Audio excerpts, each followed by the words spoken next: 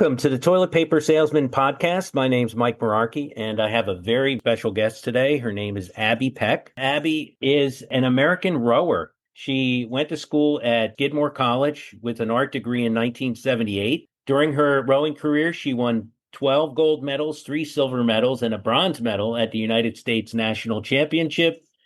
She's also won 5 medals at the international level. After Abby had a back injury, she returned to school for her master's degree in exercise and sports science from Smith College, and she worked with breast cancer survivors, teaching them to row, and brought together teams of cancer survivors to row in the head of the Charles Regatta in Cambridge. She started an organization called Pays Back in 2010, which stands for Physical Activity Interventions Surviving Beyond Cancer.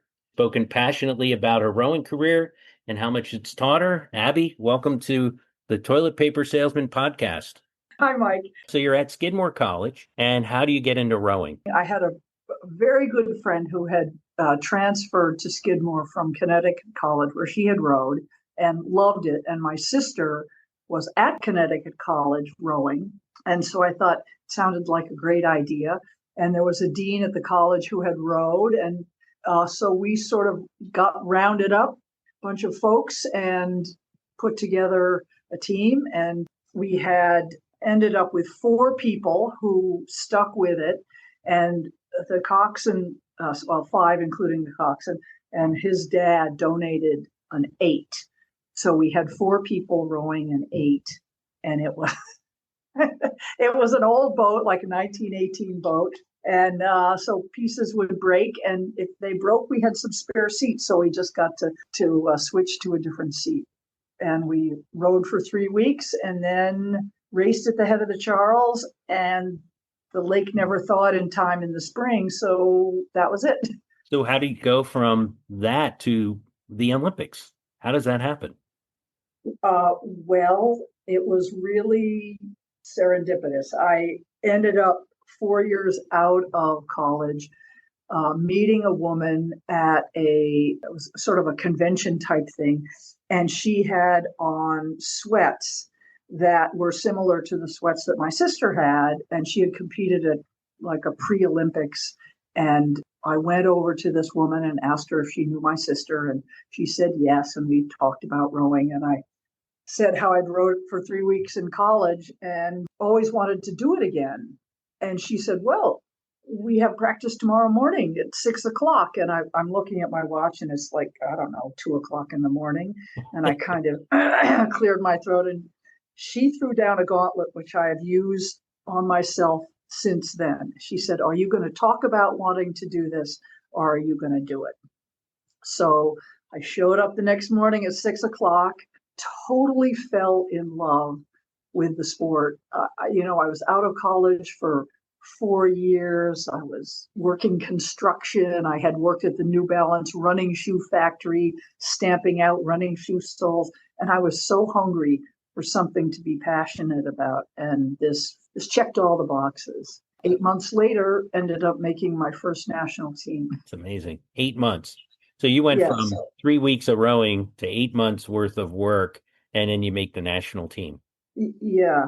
Was that typical? No, no. I think, almost everybody I knew had rowed in college and many in high school. I think the one advantage that I had is that I didn't have any bad habits yet. So I had 3 different coaches the first year I was rowing, and they all coach different styles, so I had to be fairly versatile. We've all watched the Olympics growing up, and I think we've all dreamed at some point in our lives, maybe not all of us, but many of us, about being in the Olympics. You make the Olympic team, and now all of a sudden, where were the Olympic Games held, and what was it like walking through at the opening ceremonies, being at the Olympics as an athlete participating? Well, you're right. I was one of those kids who dreamed about being in the Olympics. And I thought, well, maybe I'll do track and field in the summer and skiing in the winter, never thinking what it really entailed, and not really being familiar with rowing. But to make that team and have a dream like that that I had as a child, and then slowly faded as I got older. But to have that dream resuscitated and become a reality was, I mean, even talking to you, it's got the hair on my arm standing up.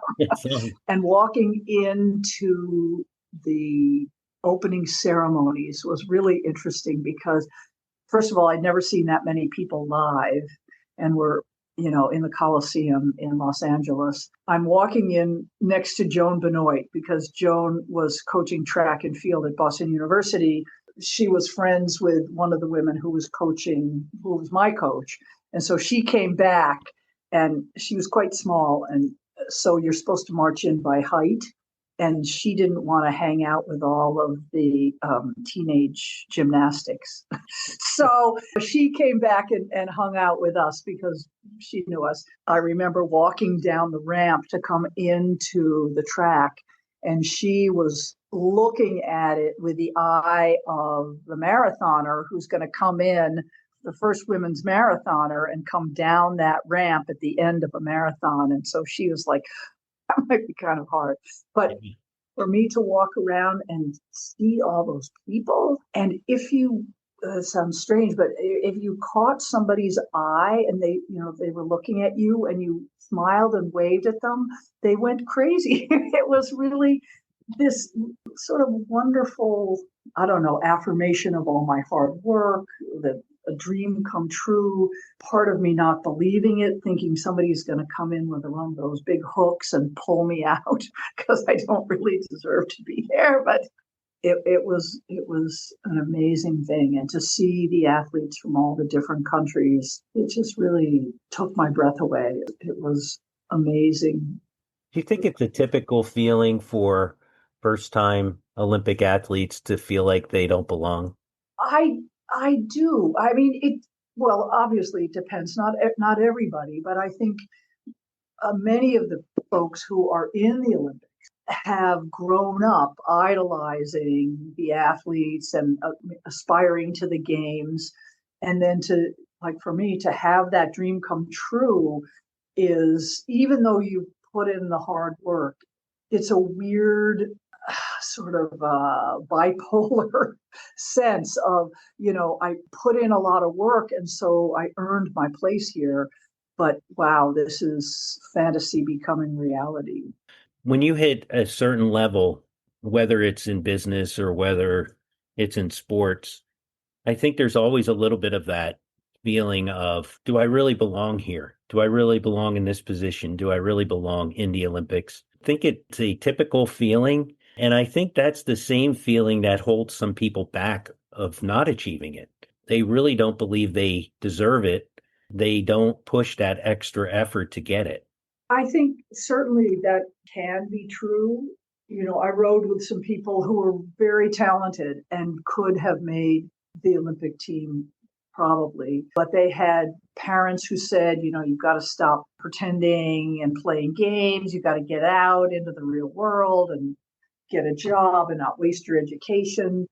But also people who sabotage themselves in ways that had them or their performances falling short, and maybe because they didn't believe that they belonged there. Yeah, I think that the influence of parents is a huge deal. And I think that a lot of parents, especially when it comes to the arts, as you know, because you're an artist as well, when it comes to the arts, parents dissuade their kids from pursuing careers in the arts because they don't feel like you can make any money or whatever the sense is, and that it's not a legitimate career or somehow it's devalued. And it's devalued also in our school systems as well. The first programs that get cut are the arts. Yep. There's no question about it. And we raised our kids. Son's a musician, my daughter's an artist. We allowed them to pursue their passion because they should.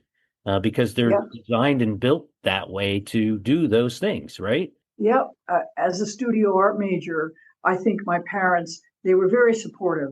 They were supportive of me my whole life, but they were very supportive of my art degree. And when I got out, I moved to Boston, and I was sleeping on my sister's dormitory floor, which, security would never allow that to happen now. But I couldn't get an apartment until I had a job. back in those days, you actually looked for jobs in the newspaper, and I saw one for New Balance running shoe company. They were hiring shippers, and I thought, well, I can move boxes in and out of a truck, so I went down to apply for the job, and the woman in HR said, we have an opening in the cutting room, which you would be cutting out running shoe soles, and we've never had a woman in the cutting room, and you don't have any experience, and usually we wouldn't hire you, but I see that you were a studio art major, so you must have a good eye. So I actually got my first job out of college because of my art degree. And after I left the interview and had the job, I ran out to find a payphone and call my mom and dad and say, guess what? I got a job because of my art degree. That's incredible. Yeah. Now, women rowing, you wouldn't necessarily have barriers, but growing up when you did, I'm sure you faced plenty of barriers being a woman. Any thoughts about that? Oh, I could talk long about that. But yes, I actually had the honor of rowing with a woman named Ernestine Bear, who was in her 80s. And we raced together in a double at the head of the Charles for 2 years. And she really helped to break down the barriers for women in rowing because her husband was a rower and she sort of got to sneak in because of him. And she used her influence to really start to get women's rowing going in this country. She tried hard with a number of women's colleges that had rowing to get them to compete intercollegiately. But, they didn't think that was ladylike. But she ended up getting women on the national team. When I was a kid, I played sports in school. And when I was in high school, I was on the field hockey team, the basketball team, the track team, and the softball team. And we had the same pleated navy blue skirt for all of those teams. And finally, for softball and track, we convinced the school to let us wear our own navy blue shorts. But yes, there have been and continue to be a lot of barriers for women. When Title IX came in, I remember speaking with a woman who was the athletic director at the University of Iowa, and she'd just been back from an NCAA conference on how do you know that a school is compliant with Title IX. And she said they were arguing about square footage for gym space and locker rooms and weight rooms and money. And she said, it's very simple. She said, when the men would be happy to have what the women have, you have equity. And I thought that was just such a beautiful, sort of simple litmus test that sort of says it all. Yeah. Right now, I wrestled in high school and college, and women's wrestling is now just becoming a sport that is gaining national recognition. Many college programs are starting to put in D1 women's wrestling programs, the Olympics now. Women's wrestling, it's on fire. It is on fire. I saw a wonderful special on it on the public television, and the kids and the coaches, and even coaches who were like, they started out being grumpy old men who didn't want their territory being polluted by women and girls, and they have turned around and are the most ardent supporters and enthusiastic coaches and teachers. And I mean, everybody I know who wrestled in high school, they were all guys when I was going. They really loved it and looked back on their wrestling careers as something really special in their lives that taught them a lot. And I think that sports do that. They're a way of experiential learning that helps us grapple with teamwork, with effort, with winning and losing, and how to be graceful in the face of both winning and losing. Confidence, persistence, all those things. Yeah, absolutely. To participate in sports in general, I highly recommend it, men, women. And if you look at the way it's transformed folks who are in the Special Olympics, Paralympic. The opportunity to compete is, I think we have an innate desire to compete, and it doesn't have to be intense, but just to get out and interact physically, I think is inborn. You know, you look at little kids and that's all they do. They're charging around, making up all kinds of games. And yeah. You accomplish a lot in rowing, but then you have a back injury.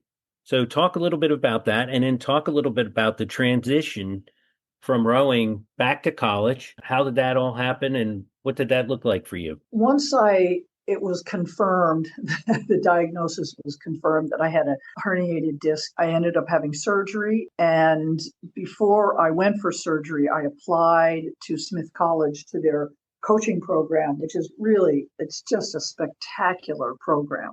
I had 3 people in my class and 4 people in the class ahead of me, and they alternated years for the different classes. So everybody got really great personal attention, and it was just a spectacular program that helped me learn a lot about coaching, about psychology, physiology, how to read studies and find out if they actually have any meaning or not. And I went primarily because I wanted to know the why behind what I was doing in coaching. I wanted to know why I would do different types of training. You know, why are we lifting heavy weights, or why are we doing long steady state pieces and, you know, or short sprint pieces. Why are we doing that? At what time of year? Because although I had some wonderful coaches, I also had some coaches who I don't think they really knew what they were doing, and they were just coached either the way they were or the way that they thought that they should coach, but without the understanding of the physiology and the psychology of what goes into coaching. So I really wanted to be a well-trained coach. And so I got lots of great information. I was able to coach. I still coach. I just, in fact, got back from a camp in California. Now, what do you coach? So I coach at rowing camps that have generally older folks there, you know, people who don't have to work, who can take time out to travel and to be coached. So I usually do 2 of those camps a year. But when I started to get into coaching at the college level, but I had a friend who was a teammate of mine when we were on the national and Olympic teams, and she started summer camps coaching older women who were mostly pre-Title IX, but who had gotten involved with rowing because their kids had gotten involved with rowing. And over the course of coaching at these camps, we found out that there were a number of cancer survivors, most particularly breast cancer survivors, and we were able to put together a boat of breast cancer survivors, 8 rowers and a coxswain, and row at the head of the Charles, which happens in October, which is Breast Cancer Awareness Month. Holly, who was my teammate, really delved into the whole cancer and rowing arena, and I helped her out, and we coached a lot of cancer survivors. We ended up teaching cancer survivors how to row, not just working with athletes who already knew how to row. And I helped a breast cancer doctor in Boston at Beth Israel, helped her develop an exercise program for her patients. And sadly, she actually ended up dying of breast cancer after that. And so it was something that really felt like I could get my teeth into. And once I left rowing at the collegiate level, I ended up doing more of that. But it was short-lived because I came home Pennsylvania to take care of my mom after she had a stroke in 2003. Okay. And then my dad, who had metastasized prostate cancer, and my mom died in 2004, my dad in 2006. And so I decided to stay here in my hometown, living in my house I grew up in, which I love, because the community was so loving and so supportive. And as much as I loved and missed my friends up in the Boston area, I thought, I could live 30 more years outside of Boston and not have this kind of community. I puttered around and did some coaching and teaching at a local college. And then I thought, I so loved working with cancer patients in Boston, and there was nothing like that around here. So I went to my dad's oncologist and I asked him if I could try out an exercise program for some of his patients. And he said yes, and supported me in writing grants because it was important to me that the program be free for the participants, because I didn't want there to be any barriers between, or as few barriers as possible between them and participating. And the studies that I read really just showed how profoundly exercise can impact recovery from cancer, can impact the ability to have a higher quality of life when you're going through treatment. It reduces the likelihood of a recurrence, and it reduces the likelihood of getting cancer in the first place. Would you say that's the physical part of it, the mental part of it, both? What is it about going through a program like that helps cancer survivors survive and or prevent it from coming back? I think it's, certainly psychological as well as physical. We're physical beings and we're meant to move. And especially when you're going through a stressful ordeal like cancer diagnosis and treatment, that's high stress. And often you're looking at your own mortality. And it's scary. And fear, anxiety, all of those, if you want to call them negative emotions, when you experience them, your body generates hormones that are designed for fight or flight. So you're getting this high octane fuel to do something physical, like to get out of a dangerous situation. But most of us are sitting at desks. That high octane fuel, those hormones that are generated, become toxic when they're not burned up with exercise, and they undermine our health and our immune system. And most people, if you're in a stressful situation, often your digestive system doesn't feel really good. Your digestive system is a really important part of your immune system. If you're able to exercise through the diagnosis, through the treatment, obviously in a way that is safe and that you're capable of participating in, you get to burn off those toxins. It feels good physically. When I had my program, people would say, it's so hard to get here, but I always feel so much better when I leave. Good. One of the real key benefits to the program I had was that there were a number of people who came in and exercised at the same time. So they're sitting next to each other on the exercise bike or the treadmill, or they're lifting weights together, and they share their stories. So they have an outlet. One of the things I learned is that people need to tell their stories. So they can tell it to each other. They could tell it to me because I'm not family. I'm not part of their doctor's care team. I'm not friends. I'm not somebody that they need to make me feel good about how they're feeling. And that's often how patients feel, that they have to keep convincing people that they're okay. And that's incredibly draining. But the sharing of the stories and the ability to be physical together, I think, combine to be really, really beneficial. How many years did you do the physical therapy with cancer patients? How long did you do that? Well, the program started in 2007, a year after my dad died, and it was shut down by COVID, 2020, I guess. It was heartbreaking for me to have to close that program down, but it took place in an oncology office.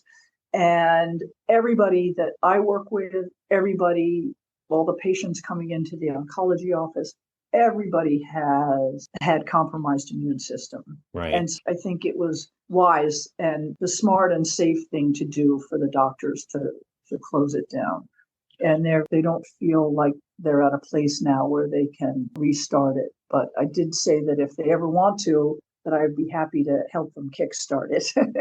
Great. Hopefully you'll be able to do that. So when patients came in, I'm sure you could see tangible results, right? Oh, yeah. I mean, we had people come in, especially mostly breast cancer, but all kinds of cancer, but especially the breast cancer patients who'd had mastectomies or double mastectomies. Their surgeons told them, oh, you can never lift more than 5 pounds. Well, that is complete misinformation because there were no studies done back then about it. There were studies that were just beginning to come out, some longitudinal studies based on exercise and cancer. And in fact, the more recent studies have shown that strength training is actually really good for lymphedema, which is a problem with if you've had a number of lymph nodes removed, the lymph system, which is an important part of the immune system also, doesn't have the ability to uptake the lymphatic fluid that is generated. But they're found that exercise actually really helps with that. We had women who came in and couldn't play with their grandchildren, couldn't get up and down off of the floor. One woman told me that her goal was to be able to open a jar of ragu. And when I was away visiting my family and I got a call from her, and guess what? I opened my jar of ragu. Being able to carry a case of water in from their car, going up and down the stairs, getting out for walks with friends, just being able to not only do things physically, but it was a process of helping people make friends with their body again after they felt betrayed by it. That's powerful. Do you think that that's the key ultimately? I think that's a really important part because I know a number of folks who've had recurrences and folks who haven't. But I think once you've had that diagnosis, there's this fear that sits on your shoulder. If you can do something to help you not have a recurrence or to help you navigate through the experience of a recurrence or a first-time diagnosis, it's a really powerful thing because most folks are in a position where they feel completely powerless, and their partners, their children, their parents feel powerless, that what they want most is to be able to fix it. So to have something like exercise, and it doesn't have to be heroic, it just needs to be getting out and walking, standing up from your computer and walking to the water cooler a couple of times before you sit back down again. Right. Moving. We have become a pretty sluggish society. Yeah, I resemble that.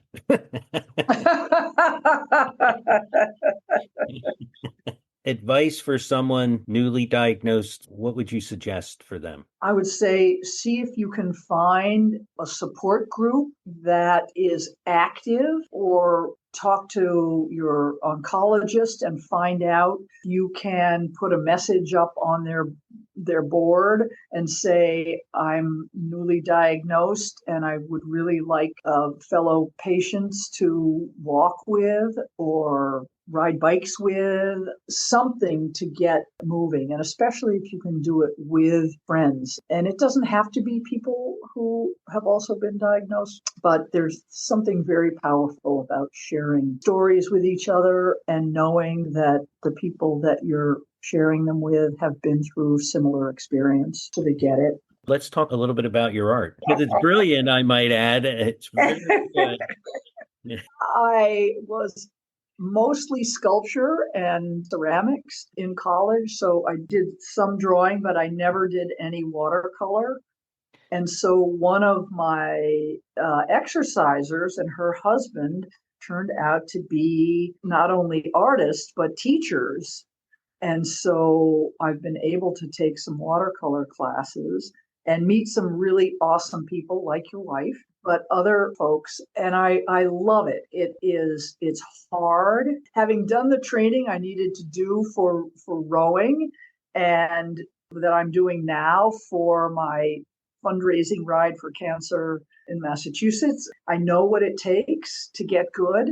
And I have been remiss in my training around my resuscitated art. I need to do more drawing. I need to do more basics and testing with what different colors do and how to mix them. And so I have a lot of rudimentary skills to practice, but I'm loving it.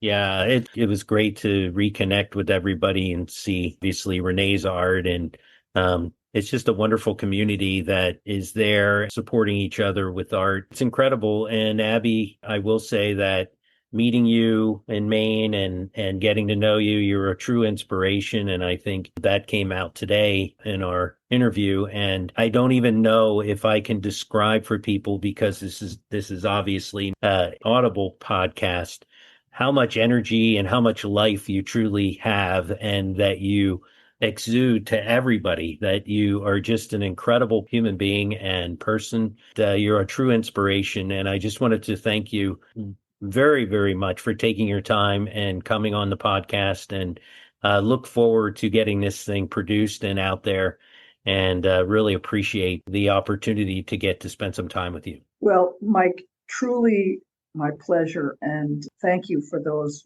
kind words. I appreciate it. So with that, that's all we have for today. Who says selling toilet paper isn't glamorous? That's my tagline, Abby. Hey, I learned about passion when I was rowing, and then I learned that passion is portable and you can take it with you into anything you do, whether it's riding in the Pan Mass Challenge or selling toilet paper.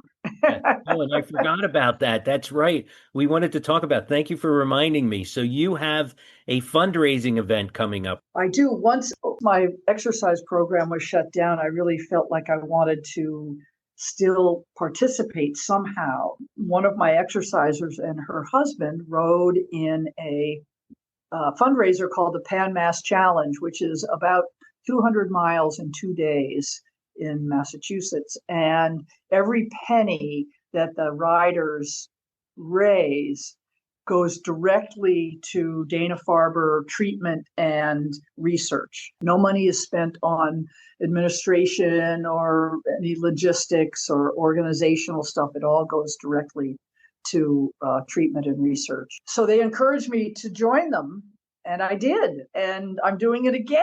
Awesome. So we will have a link on the podcast and on my website for site, so that people, if they want to come on and donate to your cause, they'll be able to do that. We'll offer that out, and it's an awesome thing that you're doing there as well. Oh, There's wow. just so much giving in your world, that your whole life, if you think Well, about that's really awesome, and I feel like this is important because there's cuts to federal funding for research, and in my world and in the world of everybody I know, cancer is just getting more and more abundant, I guess. It's a terrible word to use, but people are being diagnosed younger and younger and with all different kinds of cancers, and we need that. We will definitely get that link up. And again, I wanted to thank you for coming on the podcast. And again, who says selling toilet paper isn't glamorous? Thanks a lot. Oh, well, thank you, Mike. I appreciate it. Thank you. Okay, bye. You know.